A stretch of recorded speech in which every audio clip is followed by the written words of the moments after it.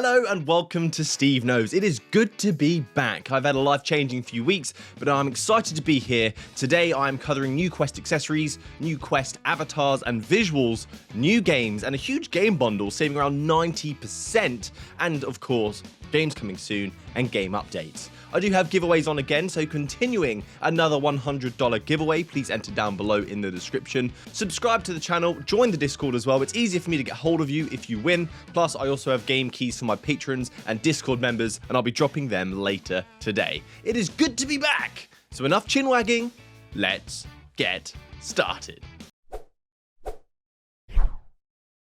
So starting off with the new Quest accessory called the Chorus. When I heard this and I heard the name, I was hoping for a Quest microphone accessory, as custom mics on the Quest seem to go amiss still. But it turned out to be a nice and not so nice upgrade to the audio system. So the Chorus, it kind of reminds me like the Valve Index speakers or the deluxe audio strap attachment that you can get for the Quest from Vive. So this adds some over-ear speakers to your Quest. The audio upgrade becomes part of your headset, which is much nicer because you could be like me. I don't seem to like adding headphones onto my head whilst playing virtual reality. It's just something I don't get along with. Don't judge.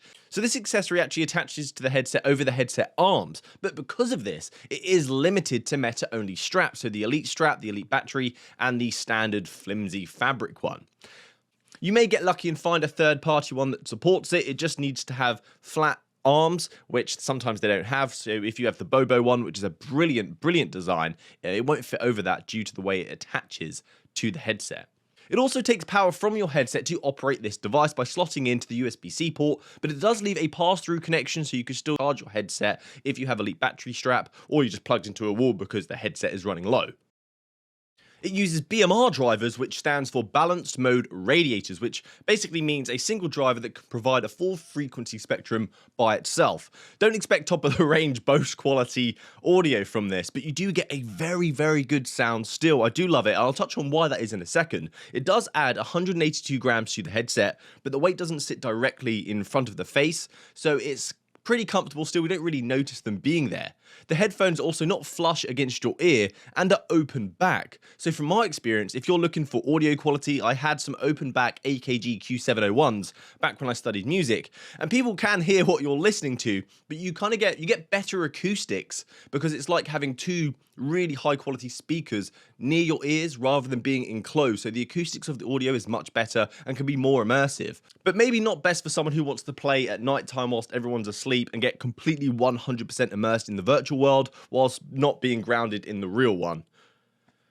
It also doesn't fit in the carry case, so if you want to take this away with you, you're going to have to take them off and put them in another bag. It's hard to recommend them because it really does depend on what your preference is. For me, these are the exact kind of audio style that I'm after because I don't like wearing over-ear headphones whilst playing. What would have made it really is a shame it doesn't have the adjustment where you can pull it closer and further away from your ears like the DAS does, because that would have catered for both preferences, those like covering the ears and those who like being grounded and the acoustics. But either way, these are actually pretty cool. I do like them. It's nice having them part of the headset rather than a separate accessory. This next story, it amuses me so much because I saw tweets going around and people were laughing at Zuck's metaverse because he posted these pictures of Paris, I think it was the Eiffel Tower and something else, to promote the fact that Horizon is available now in more regions, and one of them being France. But people just started rinsing the visuals, comparing Rec Room Paris to what the Zuck had posted, and it was night and day. You couldn't compare the two. Then very shortly after, the Zuck actually posts an update around Horizon and avatars. A new update is on the horizon, and it's a big difference with regard to the avatar style and the detailing of our worlds. And Thrill's tweet actually got me really probably too much. So the Zuck said, major updates coming to Horizon and avatars. Also, I know the photo I posted earlier this week, it was pretty basic. At least he has some self-awareness. It was taken very quickly to celebrate a launch. The graphics in Horizon are more capable, and Horizon is improving very quickly. With a nice picture of a Greek or Roman or something else looking space with Zuck with a longer face as well. It was much less animated, and this is crucial to improve upon if they want a chance to be a metaverse focal point when competing against VR chat and Rec Room. It's a tough one, but it's nice to see there are visual improvements coming. It's just when, right? This is just a picture saying, no, it feels like the Zuck's just saying, no, the visuals are not as bad as it looked. This was just something I did. Oh no, what have I done? Thinking about that 10 billion loss.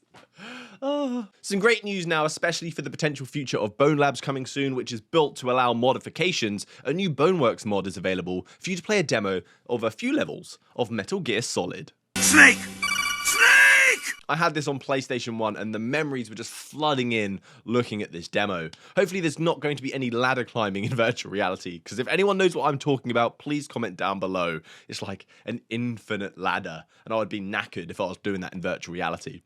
The retro style has also been kept, but obviously it has a slight more polish to it, high detailed textures. It also only has two weapons, the Sockum and a katana, and two character models, which is Snake and Grey Fox, which makes sense why you have those two weapons. So I'll link the details down below in the description so you can keep an eye on this development, because it is continuing, and hopefully it becomes something like a full-fledged experience of Metal Gear Solid. But I'm so sick of lawsuits happening in the VR space. If you made the damn game we wanted, we wouldn't have to make them. There wouldn't be fan-made versions of your experience that you then have to take down, and we're all sad. Just make the damn game. But anyway, thank you, Holdy.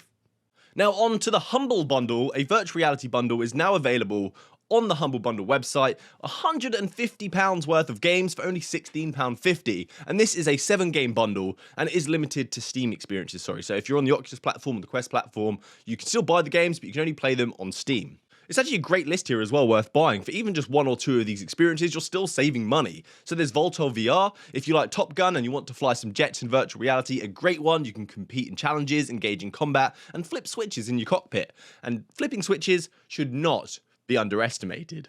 There's also Dragon Fist Kung Fu. It's a martial arts combat title, so throw some kicks, some punches in this fighter. Into the Radius, a huge game, a very in-depth survival experience in a post-apocalyptic world. With great physics, tons of interactions. If you've got time to kill, like you've got days where you need something to do and keep yourself occupied, this game will help you out. There's Hard Bullet, an old school VR title. This is like a classic sandbox action experience where you can try out a huge variety of weapons, take out enemies, climb around the room, and I like the fact you can actually take guns out of the enemies' holsters in this title and then just shoot them point blank. Pretty brutal, but fun. There's a correlation there. There's also Takeling's House Party. I've not actually played this one, but it looks to be a party VR experience, which is a nice change in style from the rest of the bundle here. And it can be played with up to 8 people using their mobile phones. So one person is trying to take out these annoying Takelings, while the other lot who are on their mobile phones are trying to defend themselves against that player. It sounds like a great party experience. And the final one is Budget Cuts 2, a sequel to a VR classic where humanity is being replaced by robots, our office has been taken over, and you just cannot let this be. So you will engage in combat, some puzzles, and some exploring in this single-player experience set in the dystopian future, a VR classic if you've not played this before. So save that money, never spend more than you have to, plus some of it goes to charity as well, which is probably why they call it humble. It's always nice. So this is a little bit random. Do any of you know of a jet washing game that I can play in virtual reality? I just played one on the Xbox Game Pass, and it was just insanely addictive. I kind of just let my mind wander while I was jet washing a playground. It was really fun, and I want to play something like that in virtual reality. So if you know of one, please comment down below. Some quick fire news stories now that may be of interest. Well, I will run through a bunch of topics relatively quickly, and this explanation is probably going to be longer than each of the notes that I'm going to talk about. So let's not waste time. Let's go.